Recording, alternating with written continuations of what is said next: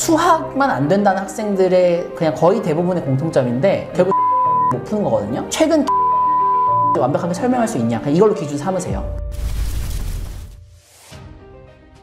네, 저희 서울대 쌍둥이 고민상담소 요즘 되게 많이들 의견을 보내주고 계셔서 사연을 오늘도 또 고민상담 컨텐츠로 한번 이어가 보겠습니다. 사연 읽어주세요. 안녕하세요. 유튜브 채널 올려주시는 내용 잘 보다가 이렇게 고민상담 창이 있다는 것을 확인하고 글을 올립니다. 저희 딸은 언어 쪽 재능이 탁월한 아이고요. 그래서 외고 진학을 했고 수학이 이렇게 입시에 중요한 역할을 하게 될지 몰랐던 무지한 엄마의 판단 미스로 수학 공부를 많이 하지 못한 채로 경쟁이 치열한 외고에 진학을 하였습니다. 성실하고 늘 최선을 다하는 아이인데 수학 과목 때문에 1, 2학년 내신에서 많은 속상함을 경험했고 이제 6개월 뒤면 수능을 치러야 하는데 최선을 다해봐도 오르지 않는 수학 성적으로 너무 많은 스트레스를 받고 있습니다. 유일하게 취약한 과목이기도 하고 모의고사 기준 수학만 3등급이고 나머지는 다 1등급 나온다고 하네요. 네, 본인이 열심히 풀고 있는데 왜 성적이 오르지 않는지 정말 답답하고 속상해하니 지켜보는 저로서도 너무 안타깝고 미리 준비시켜주지 못한 것이 미안하기도 합니다. 4점 준킬러 문제를 잘 풀고 싶은 마음이 간절하고 문제도 열심히 풀고 있는데 왜 정체되어 있는지 본인도 원인을 찾고 마지막 방학에 수학에 올인을 해보고 싶다는 딸에게 제가 어떤 조언을 해주고 현실적인 도움을 줄 수 있을까요?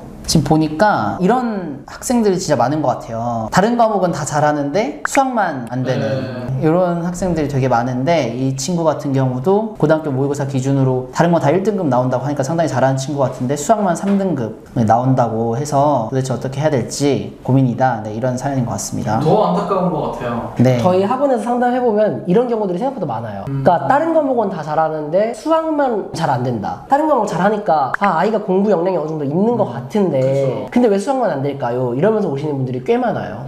어떻게 좀 현실적인 도움을 줄 수 있을까요? 이런 경우에는 원인을 잘 분석을 해야 돼요. 왜 수학만 잘 안 될까? 그 원인을 잘 분석을 해야 되는데 실제로 저희도 이제 그런 아이들이 많이 오다 보니까 상황을 보면은 여러 가지 케이스들이 있어요. 네. 근데 그 중에서 좀 많이 보이는 케이스 중에 하나는 뭐냐면은 첫 번째로 생각보다 수학에 시간을 많이 쏟지 않는 경우. 수학이 약점이면은 수학의 다른 과목보다 더 많은 시간을 쏟아야 되는 거잖아요. 근데 그냥 비슷한 수준으로 시간을 쏟고 있거나 조금 덜 쏟는 경우들도 있어요. 제가 얼마 전에 본 케이스인데 최근에 시험을 봤는데 수학 시험 그렇게 잘 보지 못했거든요. 그 친구가 저희 학원에서 공부를 안 하고 이제 학원에서 공부를 하다가 가끔 시험 기간 때만 쉬는 애들도 있거든요. 근데 어머니 얘기 들어보니까 그 수학은 어느 정도 된다 생각하고 다른 과목들은 아직 공부를 안 해서 사회랑 과학 같은 경우는 평상시에 미리 안 해놨을 거 아니에요. 네. 수학은 그래도 그 학기 걸 좀 미리 봤을 거잖아요. 사회랑 과학 이런 거 공부해야 된다고 수학학원을 쉬는 거예요. 그러면서 다른 과목 공부하는 시간 더 많이 쓰는 것 같아 보이더라고요. 어떤 심리일까요? 그건? 그러니까 이게 수학은 기본적으로 그 학기 거를 미리 한 번씩은 보는 경우들이 더 많잖아요. 시험 기간 들어가기 전에 뭐 사회라든지 과학이라든지 이런 것들은 미리 보는 경우가 별로 없잖아요. 그러니까 해야 된다는 생각이 있는 거예요. 근데 수학은 어느 정도 했다는 생각이 좀 있는 거예요. 그러다 보니까 안 하게 되는 경우들이 생각보다 꽤 있다. 그래서 수학이 약하면은 다른 과목보다 시간을 더 많이 쏟아야만 하는 건데 비슷한 수준으로 쏟거나 심지어 덜 쏟는 경우들도 있다. 오히려 공부를 좀 했다는 생각에. 그래서 첫 번째 원인이 수학에 생각보다 시간을 많이 쏟지 않는 경우. 이런 경우도 진짜 있습니다. 그래서 이런 경우에는 수학에 시간을 더 많이 쏟아야만 하겠죠. 다른 과목은 잘 나오고 있잖아요. 잘 나오는 거 떨어지는 건 불안한 거예요. 그러니까 수학에만 시간 투자를 그렇게 더 많이 하는 게 선뜻 잘 되지 않는 거죠. 근데 이럴 때 그럼 어떻게 해야 되냐? 첫 번째, 방학을 잘 활용해야 된다. 지금 이 친구 같은 경우에 다행히도 여름방학 때 지금 수학 때 좀 올인해 보려고 한다 이런 얘기를 하는데 되게 좋은 전략인 것 같아요. 약점이 있으면은 정말 시간을 많이 쏟아야만 그게 극복이 되거든요. 근데 학기 중에는 수학만 할 수는 없잖아요. 다른 과목들도 하긴 해야 되니까 수학에만 올인하거나 이런 걸 하는 게 쉽진 않거든요. 그래서 방학을 잘 활용해가지고 방학 때 다른 과목보다 수학에 좀 집중하는 식으로 완전 올인은 아니더라도 정말 절반은 그 과목만 하고 나머지 절반은 다른 과목 한다든지 그런 식으로 실제로 많이 해요. 공부 잘하는 친구들도. 뭐 이게 3등급까지 아니더라도 다른 뭐 어떤 과목만 계속 2등급에서 1등급으로 안 올라간다. 근데 시간을 많이 쏟으려면은 학기 중은 쉽지 않을 수 있으니 방학 때 좀 집중해서 하자.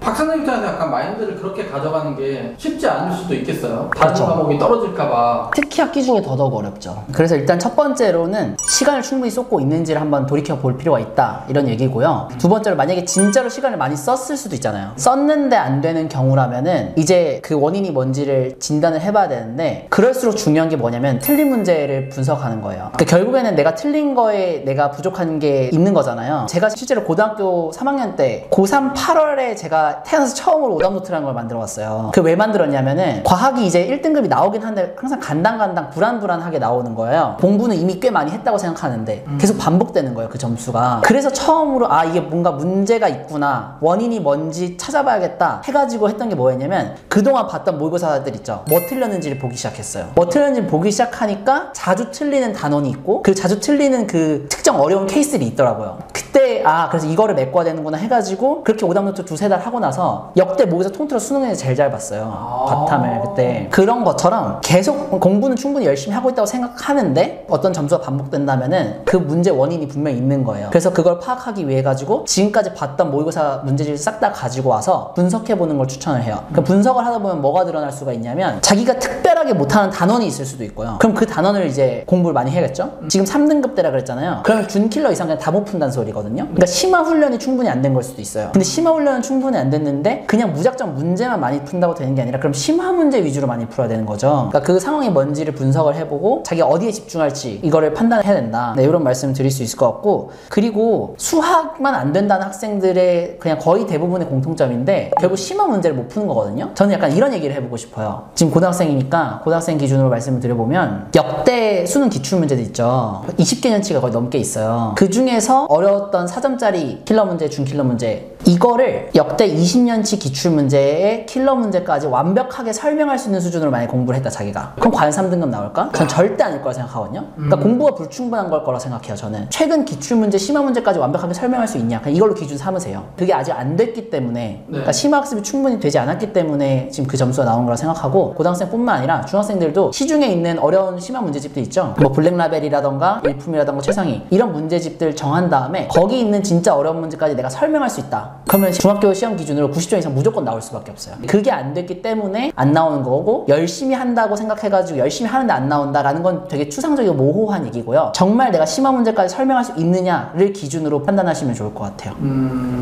방금 말씀해주신 거의 포인트는 결국에 뭐냐면은 본인의 취약점을 잘 분석해서 판단한 다음에 그걸 극복하기 위한 공부를 해야 효율적으로 공부할 수 있다. 저희 첫 번째 포인트로 약점인 수학 과목에 시간을 많이 쏟아야 된다는 얘기를 했잖아요. 근데 시간을 단순히 그냥 많이 쏟는 게 아니라 효율적으로 공부해야 된다 이 얘기를 하는 건데, 저는 어떤 경우들을 많이 보냐면은 수학 실력은 상위권이 아니에요. 근데 상위권처럼 수학 공부를 하고 있는 거예요. 그런 경우들이 있어요. 1학년인데 좀 상위권이에요. 수학만 좀 잘 못해요. 이제 막 3학년 거 선행을 하고 있는 거예요. 근데 2학년 것도 충분히 안 되어 있는데, 이런 경우들이 있어요. 왜냐면은 전체적인 그 성적대로 봤을 때는 나랑 비슷한 약간 실력대인 애들이 중학교 3학년 거, 고등학교 1학년 거 하고 있는 것 같으니까 자기도 그거 하는 거예요. 근데 수학은 자기는 그 정도 실력이 아닌데 충분히 막 제대로 안 다져져 있는데, 그런 경우들이 꽤 많이 있어요 진짜. 공부 좀 잘하는 친구들 중에서 자기 실력 평가를 정말 객관적으로 냉정히 해봐야 된다. 그랬을 때 지금 하고 있는 것에서 좀 더 내려와야 될 수가 있는 거죠. 근데 앞에 과정이 충분히 잘 되어 있다거나 뭐 기본 개념과 유형이 충분히 잘 되어 있는 게 맞다고 하면은 심화 문제에 시간을 쏟아야 되는 게 맞죠. 그래서 수준을 잘 판단해봐야 된다. 제가 이제 수준을 파악하고 약점을 파악하는 게 중요하다고 했잖아요. 그럼 그거 어떻게 할 수 있냐? 기출 문제를 많이 풀어봐야 돼요. 중학생들 같은 경우는 모의고사 없잖아요. 근데 내신 시험을 보잖아요. 내신 기출 문제를 구해가지고 기출 문제를 많이 풀어봐야 돼요. 근데 기출 문제를 안 풀어보니까 자기 실력과 부족한 점이 어느 정도인지 모르는 거예요. 내가 블랙라벨 했으니까 10만 어느 정도는 됐겠지. 약간 이런 식으로 생각하는 거예요. 근데 막상 시험 보면은 막 70점대 나오고. 그래서 기출 문제를 풀어가지고 실력 진단을 해야 돼요. 고등학생들이면 중간중간에 모의고사를 그래도 어느 정도 푸는 게 습관이 되긴 했을 거예요. 그쵸. 근데 생각보다 자기가 진짜 모의고사 칠 때 외에는 모의고사를 별로 안 보고 있다든지, 아니면 중고등학생들이 내신은 또 다르거든요. 보면은 모의고사랑 내신 기출 문제를 안 풀면서 공부를 하고 있다든지 그런 경우들이 있어요. 그래서 객관적인 진단을 위해서 중간중간에 기출 문제를 구해서 풀어봐라. 뭔가 이제 심리적으로 학생들이 내가 상위권이니까 주변에 상위권 애들이 공부하는 거랑 비슷하게 가는 게 당연하다라고 생각을 할 수도 있을 것 같아요. 맞아요. 그래서 선행, 심화 이걸 기준으로 봤을 때 본인이 너무 과하게 하고 있는 건 아닌지를 봐야 됩니다. 되게 원인별로 잘 한번 분석을 해주신 것 같아요. 그럼 내신 기출 문제는 어디서 보통 구해요? 그 족보닷컴이라는 사이트 있거든요. 근데 족보닷컴 사이트가 원래는 기출문제가 유료로 올라왔었는데 무슨 이유 때문인지 모르겠지만 유사 문제로 올라와요. 근데 그거 풀어봐도 돼요. 그거나 아니면은 자기 학교 기출문제들은 그 학교 홈페이지에 올라와 있는 경우들도 많이 있어요. 본인 학교 홈페이지 들어가서 그 기출문제인지 확인해보자. 그러면 있는 경우들이 꽤 많다. 근데 제가 궁금한 건데 지금 이제 5월 중순이잖아요. 고3이고 물론 다른 과목들을 다 1등급을 받고 있긴 하지만 이 친구가 정말 열심히 한다면 1등급까지 수능에서 올라갈 수 있는 가능성이 높진 않겠죠. 근데 저는 충분히 할 수도 있다고 생각해요. 왜냐면은 그러니까 지금 열심히 하는 학생이니까 기본적으로 뭐 진도 이런 건 다 나가 있을 거잖아요. 그럼 결국에는 그 심화 문제 풀어내는 훈련만 되면 되는 건데 저는 5개월 동안 진짜 공부 잘하면 충분히 할 수 있다고 생각해요. 근데 그 기간 동안에 공부를 정말 잘 하는 게 중요한 것 같아요. 지금 문제 원인이 뭔지를 아는 게 가장 중요해요. 원인만 명확하게 찾아내면은 해결할 수 있다고 생각하는 거예요. 제가 그냥 딱 명확하게 하나 말씀드리고 싶은 거는 모의고사 풀었던 거 있잖아요. 네. 그냥 싹 다 가져와서 그냥 다 넘겨보세요. 그러면 어느 정도 보이실 거예요. 본인이 약한 단원이 어딘지 알아야 돼요. 약한 단원이 어딘지 알 수도 있고 어떤 네, 수준의 수준인지. 문제를 틀리는지 또 파악이 되니까 정리해보면 남은 5개월간 충분히 1등급으로 올라갈 수 있다. 근데 남은 시간 동안 효율적으로 그 시간을 활용하기 위해서는 본인의 약점을 반드시 잘 찾아서 그거에 집중적으로 공부를 해야 한다. 심화 공부를. 네, 맞습니다. 이렇게 정리할 수 있겠네요. 가능성이 있어요. 그러니까 이게 왜 가능성이 있냐면은 이게 어려운 문제 푸는 거는 딱 그 깨달음을 좀 얻는 순간들이 있어요. 네. 수학도 그렇고 영어도 그렇고 국어도 그렇거든요. 이게 어느 정도 딱 그 감이 생기면은 신기하게 그 비슷한 수준의 문제들이 쭈르륵 풀리는 그 고지에 그 이르르기 딱 직전에 있을 수도 있거든요, 이 친구가.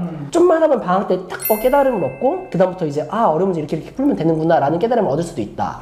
그래서 가능성이 있으니까 너무 낙담하지 마시고, 여름방학 진짜 잘 활용해가지고 집중적으로 해보면은 2등급까지는 노력으로 가능한 수준일 것 같고요. 1등급도 충분히 가능할 수도 있다. 일단은 용기를 주셔서 되게 학생 입장에서, 학부모님 입장에서 현실적인 해결책도 알려주셔서 되게 네. 좋을 것 같습니다. 네, 감사합니다.